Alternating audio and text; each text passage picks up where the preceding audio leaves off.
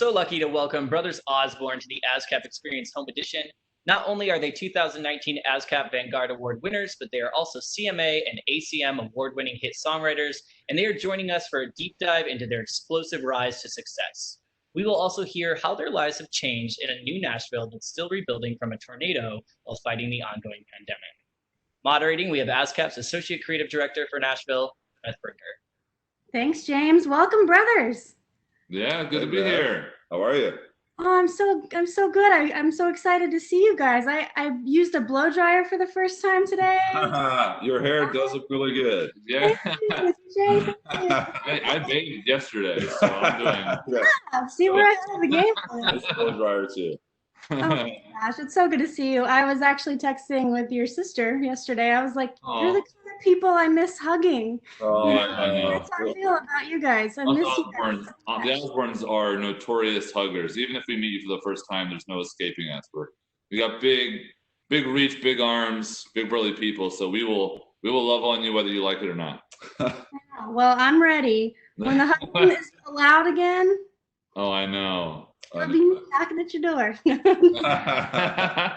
So I guess it should be known that we go way back. You guys are some of my first friends in Nashville, which would have been over a decade ago.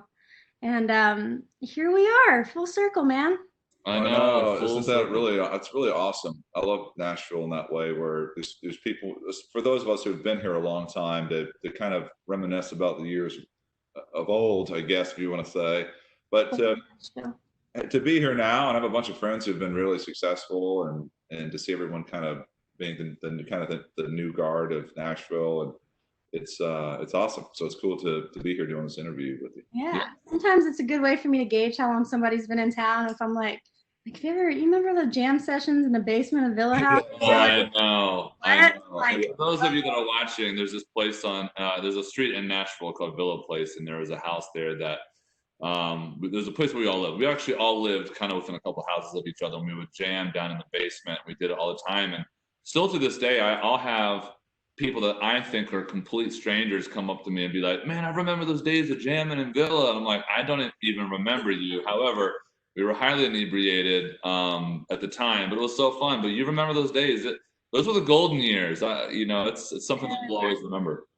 I think it's you could liken that time in Nashville for that friend group to what happened in Laurel Canyon at that time, and multiple people have mentioned that. Yeah, it did feel very Laurel. Yeah, that's an interesting comparison. I mean, there was a lot of people. One thing that's been kind of interesting about this pandemic actually is the fact that we all were kind of rising through the ranks together, and we would often talk about, man, like, I can't wait to you get a hit song and you're out touring and everyone's doing this and everyone's dreams are coming true.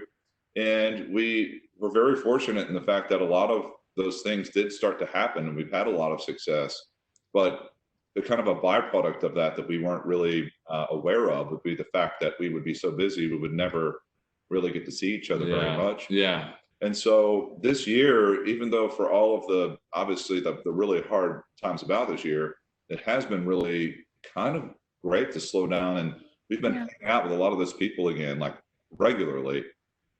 So I think between our family and our friends and the people that all kind of circulated in that time, it is really cool to look back all these years later. And I think that's just how great that little moment was for us, that we're all still friends with each other and all still connected. So I really feel like it was a very serendipitous moment. And here we are with you, someone that we knew all the way back then.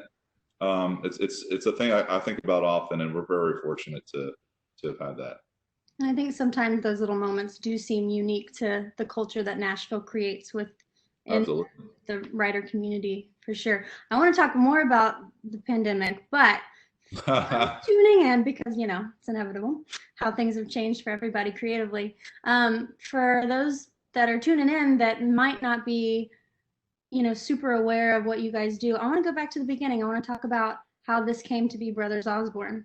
Where did you guys meet? I'm kidding. Yeah, we've been actually asked that question a lot. Yeah.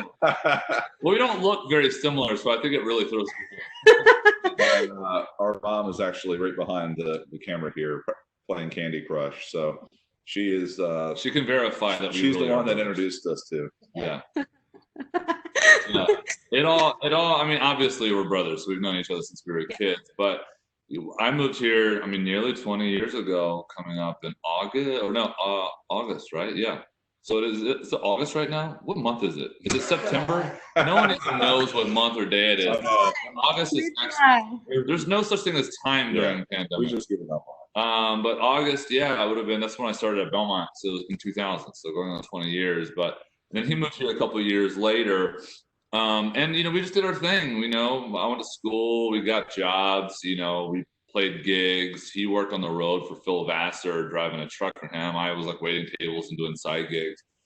There's a lot of boring stuff in the middle, but then you get to the Villa days like we just talked about a minute ago, and I was in a band called King Billy with a bunch of other great musicians that have all gone to do great things. And TJ was there as well. TJ and I were writing a lot of songs for the band, as well as them writing their own songs, but he was just right in the mix. Everyone thought he was in the band. He was such a big part of it. And then, you know, and then that's really where it all truly began to start to grow and sprout from there. And then, you know, again, sparing all the boring details, when that ended, he and I were already playing a bunch of shows together, and then the rest was history. Now we got 6 Grammy nominees under your belt. Yeah. I don't think we ever would have expected that. ACM, Yeah, it wasn't like, obviously you dream of these things as a kid or when you're growing up and you're coming up through the ranks, but it wasn't like, hey man, let's do something so we can win awards. It was like, let's do something because it's cool and we think other people kind of like it, and it felt very natural. And just seemed to work. It seems like that's what's been the cool part about awards, yes, but what kind of comes with that has been the sort of critical acclaim where people are latching on because it's so different, because you didn't go into it sort of playing by this rule book that maybe some other people have. That's interesting you bring that up, and I think really we can probably attribute a lot of that to the fact that we did grow up with these people in Nashville that took music very seriously, and they moved here not to be rich and famous. They moved here because they had this desire in them that they could not stop, and they wanted to make something they were all proud of. And I think we ultimately, even still this day, want to make music that make not only us proud of ourselves, but our friends proud of us, and we still kind of keep each other a little bit accountable in that way. And, Good. And I honestly just really love that, and it's still a reason why we're still all friends and we're still support each other. And it's been a really long road for almost everyone in that friend group because we haven't done it the easy way, and we really have earned our stripes. And now that we are finally here, even though it's been a really steep, windy road, I mean, I think probably most people would say this about themselves, but I certainly wouldn't have it any other way. I'm very proud to be here, and where we are in our career, and the same thing for our friends alike. I love that. So this year looks a lot different than you guys thought it would. It looks a lot different than everyone. Tours as much as you do, and John said that if we'd have known 2020 was going to be like this, we would have made 2019 our farewell tour. Yeah. There have been people to do farewell tours and tour more than we're touring right now after having farewell tours. So it's weird, you know, highly unexpected. I mean, we're lucky if by the end of the year, we have a couple private shows that we might do, and then a couple like web shows similar to this, but we're performing. I mean, if we make it to like 10 shows, I will be shocked. And that's after doing. We won't. Yeah, we won't. It'll probably be 5 or maybe 5. I don't know. I know. I have no hope anymore. The thing is, though, we also are extremely fortunate. I mean, just trying to see the silver lining here. I mean, I really feel bad for a lot of the artists that are just starting to kind of get off the ground, having their first single out, maybe their second single, still in a 12-passenger van, about to kind of get into a bus and out of that really hard touring life. And this was really devastating to them. People that weren't financially in a place where they could pay the bands and pay their crew. And so in some ways, it sucks, but we are extremely fortunate to have had some success and being at a place in our career where we could absorb something that this heavy, and have fans who are still there supporting us that we're going to be there for us when we come through this. And so we're really focused for next year. And I don't want to harp on the pandemic stuff too much. It's hard for everyone, but really, honestly, we're very, very fortunate. Yeah. Yeah, I feel the same way. I think that for a lot of people, if they're in a, like you were saying, to be able to spend time with people that you haven't been able to and sort of slow down and refocus. What's something that you miss about either being on the road or whatever that you didn't even know was so important to you until you didn't have it? Well, certainly. I mean, this seems like probably a cop-out answer, but it really honestly is the fans. I mean, you do. I remember seeing so many people accept awards and being like, "We're doing this for the fans," and I always kind of felt like, "Really, are you?" But honestly, that's what I miss. I mean, we have a lot of comforts in our life now, and you start to kind of be like, "Really, what are we doing this for?" And it's the fact that you go out there, especially the thing that's really most annoying is people need music in times like these more than ever. Yeah. And the fact that we can't go out there and see them and go out and perform to them. There's so many people that just show up to the shows just to kind of forget about the weight of the world in any given year. So I think that's really what I miss the most. I mean, the traveling is really brutal. That's the part I miss the least. Yeah. And that's what's been really nice about being at home. But once we were finally in another city, in another country, and playing for the fans, that feeling is just, I mean, there's nothing that compares to that. Yeah. And that's really what I miss the most. Yeah, all the travel and all the headache of all that makes that moment worth it. If you're playing a 90-minute set, those 90 minutes make up for all of that like 1,000-fold. I just, that, and I also just miss playing with a band. I mean, I grew up playing in bands. It's one of my favorite things, if not my favorite thing in the world to do. And, TJ and I, due to the pandemic and doing a lot of stuff online, you see a lot of people playing online shows or whatever. And we've had to do a few for a couple of radio stations. And typically we'd be like, oh man, we have a lot to do today. And we've got to kind of work our way through these songs. We played them a million times. We had so much fun just playing like 3 acoustic songs. I'm like, I'm getting to play music again. It was like, I kind of want to keep going. This is awesome. I know, it's really odd when you do those because you don't really know. I mean, some of them we have done on the conference to where we can see the people and kind of interact a little bit with them. But we've done some performances where it's just us broadcasting. We have no idea who's on the other side. And so it seems really, really odd. And that's how deprived we are for live performing. Oh, literally playing to people we can't see or hear is still, it's like, really? Yeah. How has writing been? Has it changed? Obviously, geographically, sure, looks a little different, but has it changed in any other ways that you didn't expect? I've been writing a lot at Zoom. It's all the Zoom rights. You always hear that. Let's write on Zoom. And I personally really like it. Some people, it's just not for everybody.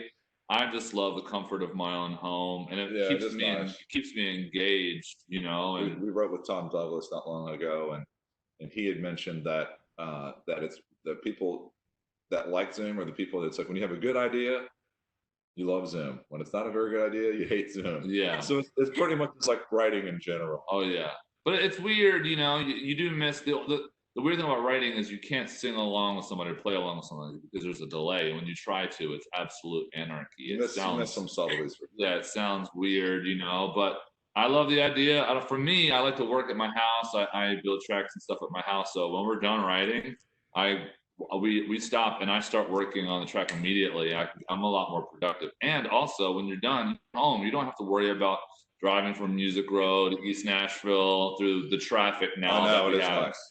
Also, the other thing, and this is something I'm probably going to admit, maybe get myself in a little bit of trouble here, but I know you probably have done this too, is that sometimes in rights when it starts getting very noisy and people are playing and singing a lot, it can, which is usually very inspiring, but sometimes it can start to distract me. So there has been some times on Zoom where it's been nice to just mute the speaker for a minute and just kind of think to myself, kind of maybe do something without the ambient noise going on.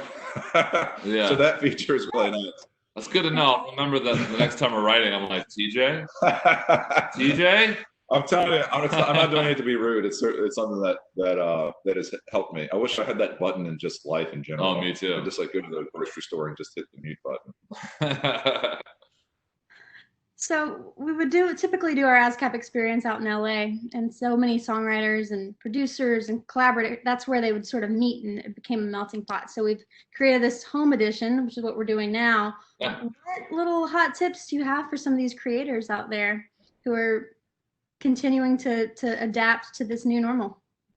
Oh gosh, I don't know. I mean, I'm trying to figure out this new normal myself. They might have more saying new normal, than I do. Yeah, I have to say the new normal because it is a temporary thing, and we'll get past this. But I think that is the thing that I think is just really awesome, and just people in general, is the resilience that we've had through things like this, and we're figuring out how to make it work. And I've really heard some people release stuff recently that was really, really great. And I mentioned this earlier, but we are in a moment where I think people want music more than ever. Even myself, I've listened to more music in the past couple months than I have in years. Like, from us being on the road all the time and just around it, doing it, a lot of times I come home and I wouldn't listen to a ton of music at home. I just needed some peace and quiet. But I listen to music like all day, every day now, and listen to new artists, and I love it. I mean, for me, if any bit of inspiration to some of the newer writers out there that are maybe watching this and looking for some inspiration, I will say that for John and I didn't realize until we had some success how close we were to it the entire time. And there were some times where, that's a good point, it seemed like, man, I had these dreams in my head, and people ask us, did you ever think you would be here? Did you ever think you would achieve this? And I guess I dreamed that I would, but at the same time kind of felt like it was unattainable. And then once we got there, it was really like, holy cow, like we were just like this little hair away the entire time, just right there on the edge. Yeah. And I think the thing that the really determining factor of us having success was just simply our perseverance. I mean, we were kind of doing the same thing and striking out until we got to a place to where we were here. And I think we obviously honed our craft a lot more, and we got honed in our sound a lot more. Started writing better songs, started singing, but my singing certainly improved. But for me, really, it seems like an obvious thing, but really just, man, keep pushing and trying and going. And there's so many times in my life in this business where I was just, man, we were just it seemed like I wanted to quit. And it seems so ridiculous to me now that I ever felt that way, because we really were so close the entire time. Yeah. Oh, I love that. You guys have been cooking something up, I hear. Yeah. We're always got our hands in something. Yeah. We finally got through the recording process and the figure out what the album cover looks like, and first single and releases. It's surprisingly a lot more difficult to actually release music than you would ever imagine. But our next record, Skeletons, has been announced, and it's super exciting. This record, let me give you a quick backstory on recording it. It took a long time to get there for a couple reasons. We were supposed to go in September. I started dealing with this really bad thing called tinnitus or tinnitus, which is like ringing in the ears, and I had to take a break from music for a while. And then we did a couple songs over the holiday, before the holiday started. And then we got back in the studio after that to finish up some songs. Then the tornado happened. In the middle of that, TJ took a trip to Cuba. He got like deathly ill. It wasn't because of Cuba. So for you Cubans out there, Cuba was great. Yeah. Everyone should go. Oh, okay. But it wasn't. He ate some strange food off the ground. He was told he fought a dog for food. We've talked about this. But anyway, but I ended up with salmonella poisoning, and there was no time for me to really be like, we'll just do it next month. I mean, it was either like do it now or the record's going to be delayed like a very long time. Right, and then we almost got towards the end. Tornado happened, so then we had to delay that. And then when we got almost done, we had a few more things to wrap up. Quarantine happened, so we had to wait months for that. So just getting the record done was nearly impossible. And our whole idea for this record is we knew that our first record was kind of a culmination of a lot of different things. We were still figuring out who we were. First intro was a thing for us. Let's get down to this beach house, be in a frame of mind, and just be super creative. This record was, let's record something for our fans that come out to our live shows so we can play any of these songs live. I mean, the record is really uplifting. It's big. It sounds like a rock show. If you've ever been to a show of ours, you've known that we bring on a big, guitar-driven rock show. And then pandemic happened. Now we don't get to play these damn songs this year for anybody. But we finally got it out. Amidst all of that, we finally are releasing it. Just let it marinate the entire time. Yeah, and it's called Skeletons, and it's, I don't know, we couldn't be more proud of it. I couldn't be more proud of it. Yeah, I'm very proud of it. The one thing though that is also for those people out there that are just getting going, I will just be prepared when you finally get a record deal or you finally have a big hit song or whatever it is that propels you. Your work is not over. It never stops. Just begins. And you in my mind, it felt like, man, the day I had a record deal, it was just, it's done. I got it now. And man, I think that was my workload, like probably increased by 2 or 3 times. And you have to stay on your stuff all the time, from our merch line to our album covers to, everything. Nobody knows what's in your head.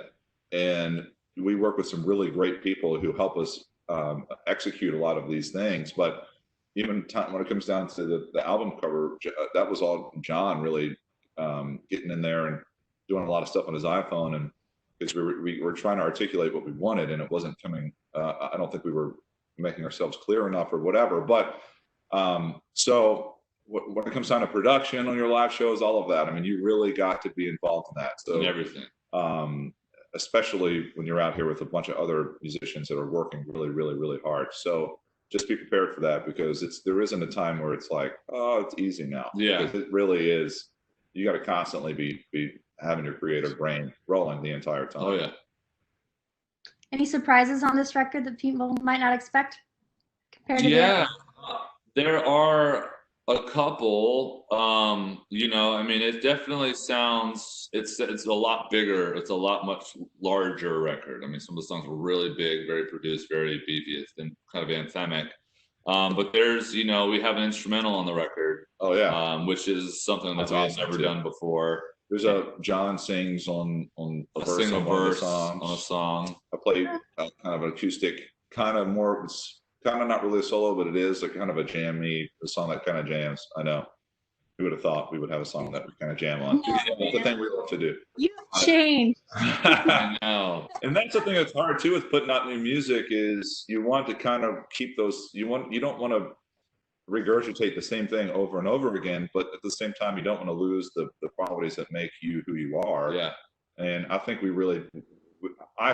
did it on this record, where it's definitely kind of a very what's the word, kind of a very focused sound of what we are, as opposed to being kind of a little bit all over the place, or a little bit bipolar. It's a little bit more, I think, kind of us knowing who we are for the live show. And I hope people like it. We'll see. At this point, it's been so long since we released music. I think people will take anything. Yeah, exactly. We could just scream into a microphone. Thank God. I think one of the main differences to the approach of this record, as opposed to records before, we actually did pre-production as a band. The first 2 records, we just didn't have time. We were working so hard on the road. The last thing we would want to do is get home or a 1 day off in 3 weeks and do pre-production. We need a day to rest, right? So we would get in the studio, and Jay Joyce, the producer, who's a genius, he's so incredible, but he's a ball buster. He gets in there and makes sure that you're doing it right, and it's hard to learn songs under that type of scrutiny and pressure. So we had a little bit of time and freedom to get in there, do some pre-production with the band, and actually learn and arrange the songs. So when we showed up, we were super prepared. It was the first time we'd actually used our entire band. The 2 previous records, we had used our rhythm section, our bass player and drummer, and then it was John and I, and then kind of filling in between Jay playing some stuff, the producer that we used, and John maybe playing some other instruments. But this was the first time where we had sat down as an entire band and did some pre-production. And so when it came time to us to record the songs, it felt, I know it seems like a really silly thing to say, but it felt like a band. It felt like, that seems obvious, but you just realize you can't recreate that until you do have kind of everyone on the same page, running on all cylinders. And there was just things that right from the start, the first song we recorded was just like, man, this just feels really great. I think it was maybe Hating Somebody was the first song that we recorded, but which is a fitting thing for right now. It's a song that basically is about hating someone has never gotten anybody nowhere, kind of thing. So for all the haters out there, and it's also a reminder to myself. Sometimes I get really aggravated with things, and you have to remind myself, you know what, just try to stay as positive as possible, and not get stuck in a rut. You said not losing who you guys are, but still evolving. Is that something that's kind of easy for you to do because you're constantly evolving and growing as absolutely musicians? Yeah. I don't think you want to stay who you were. You just want to stay who you are. Yeah. You know? And that's like that. If you are evolving as a person, which we should all be until our final breath, growing at some rate, your art should reflect that, your music should reflect that. And yeah, so it's it's being who you are at that very moment. So if we recorded a song on a Wednesday, whoever we were on that Wednesday, that's what you're gonna get. And the flip, and that's the thing, we are kind of all students of music forever, really. If you have that kind of drive, the unfortunate side to that is it never really quite feels like you've ever hit the mark that you wanted to. It always seems like you're constantly chasing it, no matter what you've achieved, and that can be a little bit of that can be the hard part about it mentally. But at the same time, we're really fortunate to be out here just playing songs, making records, and trying to push ourselves, try to maybe push our fans a little bit into some things that maybe they're not didn't even realize, maybe something they would love, or maybe it's something they will hate. I don't know. But yeah, I think that we are, I think, always evolving. We get really boring playing the same sounding thing over and over again. Yeah. I don't expect that from you guys. No. One thing you said is that it can be hard on you mentally. So it's so important for artists to take care of themselves physically and their mental health. What do you guys do to manage stress and take care of yourselves to ensure that you're at your creative best? Argue as much as possible. Be brothers. Honestly, John and I get along very well, but we do argue. I'm not gonna lie. We have it out sometimes, but we get along, I think, kind of surprisingly well, especially being brothers. But that's really, really tough. I mean, once again, going with this pandemic has really kind of showed us some really beautiful things, and the fact that John and I are always really kind of we work and we work. We grew up with kind of a very blue collar, hardworking family mentality.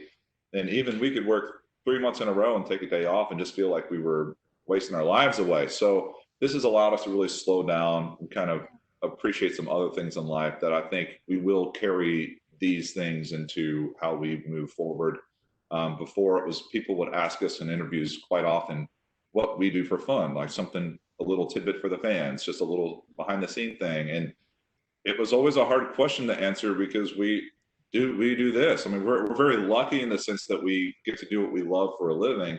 However, you can only do so much of one thing before it does start to have its toll on you. And I think now we have had these moments to really decompress, find out some other things that we're really interested in, which are very simple things sometimes. I mean, it could be just going fishing or cooking. I work out a lot just for my brain. And so, yeah, all the above. I've started the pandemic drinking an insane amount, and I've recently slowed it down, and now I'm drinking the least I've ever, I think. Yeah, me too. Now I drink like one glass of wine and I wake up hungover. I'm like, I'm losing my edge. But I would say pretty much the same thing. I mean, learning how to do nothing. I mean, to get anywhere in this business, unless you just happen to be ridiculously lucky, is you have to work your ass off. And if you don't want to do that, there's someone right behind you that's going to do it as hard as you, and they probably are already better at what they do than you are. So, you have to be very, very vigilant and diligent as far as how hard you work. But what happens is, like you said, it does have a point of diminishing returns because you work so hard, you get burned out, and burnout is a real thing. I mean, I will admit that's what happened to me, talking about mental health, and I ended up with tinnitus, or also known as tinnitus, ringing in your ears. It sounds awful, and it's way worse than it sounds, and it was bad, and it made me have to stop. And this was, we were going to do our record in September, and I was like, I can't do it. I am not in a headspace. And then I realized, through this pandemic and having to stop, all I really needed for myself personally was just to learn how to not work hard. I mean, you become addicted to work. It's workaholism. And sometimes I'm like, I'm just not going to do anything today. And, you know, like he said, he'll cook. I started painting for a few weeks. I didn't even pick up a guitar. I didn't want to pick up a guitar. I was just like, I'm so burned. And we just finished our record, and I hadn't quite gotten my head right yet, and painted and painted and painted until I didn't really want to paint anymore. And I was like, I feel like playing guitar all of a sudden. And then all of a sudden, just stuff started coming out. And there's this quote, and I think it's Abraham Lincoln. He said, if I had 6 hours to chop down a tree, I'd spend 4 hours sharpening my axe. And what happens is we chop the tree down so much, our axe is so dull that we're just working too hard to hardly get anywhere. You can just stop for a minute, sharpen your axe. It just makes everything easier. All quotes make their way back to Abraham Lincoln. Lincoln actually, yeah. Lincoln said everything. Yeah.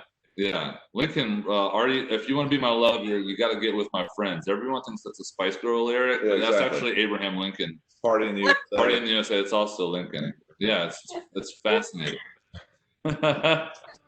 Lincoln references that have made their way onto the new record? No, we're not that. Also, a really, really odd thing recently, and I know some people are like, video games, like, you dork, but when it's at night time, I play about an hour or two, maybe 3. I'll just play some video games online, and it like really takes my brain off of everything, and I'm just focused on this one thing, and I find it insanely therapeutic. Oh yeah. There's an art to doing nothing. Like, it's hard. Especially when you're like, when you've had to work so hard to get. We have a lyric on the first song of Port St. Joe called "Slow Your Roll" that our co-writer Barry Dean, who is so revered in this town, he's just a great human and a brilliant songwriter. The lyric is, "It's harder than you think to do nothing if you want to do nothing right," and it is. It's so hard to do nothing because if you just sit there, you'll go crazy. So you got to find out ways just to do nothing. Sometimes playing video games, you're doing something, but you're really just doing nothing. Just to stop, or if you're cooking, that's kind of doing nothing, you're not working, you're not trying to achieve this great goal, you're just being present. Totally. Kitchen therapy has been a real thing. Kitchen therapy, yeah. More in the past few months. I'm so proud because it's like, you're just doing something with your hands and you are creating something. So there's like a product to be proud of. You're like, I made that. Yeah, it is nice. I know. The only one thing I don't like is the grocery shopping. That's like. Yeah, if I could find someone to grocery shop and do the dishes, it would be so much more fun.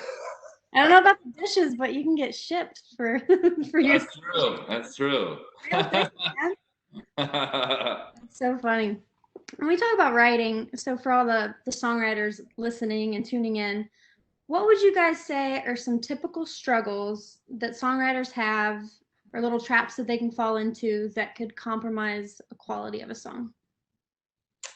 I don't know. I mean, I think probably one of the worst things right off the bat, and we really struggle with this sometimes, and occasionally you will have to do this, but when you start off a write saying, I don't want to write a love song, I don't want to write a ballad, I don't want to write this, you're already like eliminating a lot of possibilities for maybe a song of the year, or maybe a career song. And so for a lot of times for John and I, unless we're right at the end of our time to write, we're about to go in and record a project and we really need a song we don't have, we really go in with a blank slate every time. There's nothing off limits. And sometimes I find myself saying things like, I don't want to write a love song because there's so many. But then you do have to realize it is maybe the biggest emotion we all struggle with and go through in our lives. Everyone can relate to, and that's why there's so many of them. You might eliminate the possibility of writing that love song that might be someone's song that they want to dance to on their wedding, or the song they cry to when they're heartbroken. And I think right away when you have those type of things, you're really short selling yourself on what could have happened that day. So for me, I don't like that. Or the other thing people do a lot of times is they say, man, I want to write a song that sounds like this artist, or I want a song that's for the radio. And once again, you're doing the same thing. You're eliminating a lot of possibilities of where you could have gone that day. And when you do that, you're also eliminating doing something that would have been you, that would have been. So you're eliminating that possibility that 5 years from now, someone else is going to walk in that writing room and say, I want to write a song that sounds like you. Yeah. And if you're trying to sound like someone else, it's more than likely never going to get that point in your career. And I think that's to me, staying power in this business is being that one of a kind artist. And our manager said one time, if you're not the first to it, the best you can be is second. Yeah, it's true. Yeah. I mean, if you just look at the numbers of it all, I mean, it's to get a song cut and recorded and on the radio. You know, you watch like Walk the Line and all these movies. It was like, I just wrote the song, and then they play it in the studio and it goes #1 the next day. It's not how it really works, not now in this day and age anyway. So you write a song, and if you're a new writer and you go, I just heard the song on the radio that went #1, I'm gonna write one of those. Well, the chances of you doing that are already slim, but even if you can do that, then by the time you have that song go on hold, well, the artist needs to hold the song. So that could go on hold for several months to a year. And then they record that song. It take another year for that song to come out. And then what if that song's the third single? You're looking at 3 years between you writing that song and hearing that song on the radio. That song is already 3 years old now. You're already behind the curve. Just so by numbers alone, it's a horrible idea. But most importantly, like TJ said, you want to find your own voice as a writer. And if you're always trying to do what someone else does, you'll never have your own voice. I mean, you look at writers like Barry Dean and Shane McAnally and Natalie Hemby and Craig Wiseman, they all have their voice as a writer. They all sound like themselves. Laurie McKenna. I mean, no one does what Laurie McKenna does. No one does what any of those people do. I mean, It doesn't matter if you have 50 #1s. I mean, you look at like Ashley Gorley. I mean, he has his voice as a writer. It doesn't mean the more success you have. It just means you had that much success. You can, and you can almost to the point now hear it to where I'll hear songs and I can almost like pretty closely tell you almost every time, like this is, I guarantee you, not every time, but occasionally there'll be some songs where it's like, this has to be a song that so-and-so wrote. Yeah. Absolutely. You hear a line and you're like, Shane McAnally, I could definitely hear that line. And they didn't do that by trying to copy anybody. They did that by doubling down on themselves and taking the time and being patient and working really hard and honing their craft and showing up to work. Yeah. And if you notice a lot of times, at least here in Nashville, I'm sure this is probably true elsewhere, but Nashville is really what I know. Is there are those writers that do have that big #1 with another, speaking solely for just people that are songwriting, they have that hit song. And what you find a lot of times with Craig Wiseman, with Shane, with Neil Thrasher, or whoever, that a lot of times those artists keep cutting their material. I mean, it's like Hillary Lindsey is a really great example of that. And you find that, man, they have found their voice. And then once that artist that finally collides with them and they have the voice that they want to project out to the world, it's you find that they just explode. And also, I think the most important thing to understand with all of this is it takes a lot of time and it takes a lot of patience to get there. If you're unwilling to put the time in, if you're unwilling to be patient, if you're unwilling to get a second job because you're still starting out, then you're just kind of screwed. I mean, there's really nothing that we could say or do to help you. But if you're willing to put in the time, you're willing to be patient, you're willing to work 110%, you're willing just to put your nose in the grindstone and get to work. And then on top of all that, be yourself the whole time and be a sponge, learn as much as you want and create your own voice, then you should be good. Everyone says all the time, what's your plan B? Have a plan B. And I say, this was my plan B. Yeah. Plan A. My plan A would have probably something that would have been like, I don't know, being an astronaut or like, something I would never be able to do. I can't even ride I can't even ride a merry-go-round without getting sick. There's no way I can ride in a spaceship. But, and that's the thing too, is really kind of, I'm joking, but really there shouldn't be a plan B. I think if you're kind of focusing on that, then you're already not believing in yourself. Yeah. That's such good advice because it's realistic advice about the work ethic that you have to have. Because you can talk about #1s and all these things that feel like the end game, but even still you get a #1, and like you said about the record deal, the work has just begun. Exactly. Yeah. Because you always have to be figuring out ways to grow and be better and educate yourself. Absolutely. Yeah. And that just applies to just life in general. Yeah. You always see the phrase, if it was easy, everyone would do it. It's a cliche that we hear all the time, but it's so true. I mean, if it was easy to become successful in music, everyone would do it. I mean, so many people try and most people don't succeed, unfortunately for them, but it's just really, really, really hard. And the only way that the only really good chance you have is just to work really, really hard at it and just show up and not be an asshole. I read a great quote once that said that that water doesn't erode rock with strength; it does it through perseverance. Yeah, and I thought that is really a great thing that I try to. Lincoln said that. It was Abraham Lincoln. Abraham Lincoln said that. Yeah, I love that. Yeah, Abraham Lincoln, man, that dude is constantly showing up. What a legacy. Yeah, but no, it's so true. I mean, it's just perseverance. And also, people ask us all the time, like, if you could just give me quick advice, like somebody on the street, and we kind of distill all that down is just work hard and be nice to people. And those two things, that's it. That's it. That's in your office? Yeah, it's framed in my office. It's a mantra to live by. If you work really hard and you're very nice and respectful to people, you have a very good shot at doing something of value for yourself.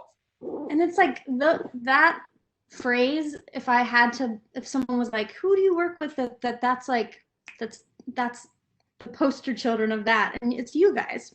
And it's working your tails off for all these years, but nobody can say those Brothers Osborne guys are jerks. Like, you're not. You're literally really wonderful human beings, and you work really hard. And I feel like you guys have sort of carved out this thing that, to me, and I think to a lot of people, represents a new era for the genre, and kind of just goes beyond a genre. You know what I mean?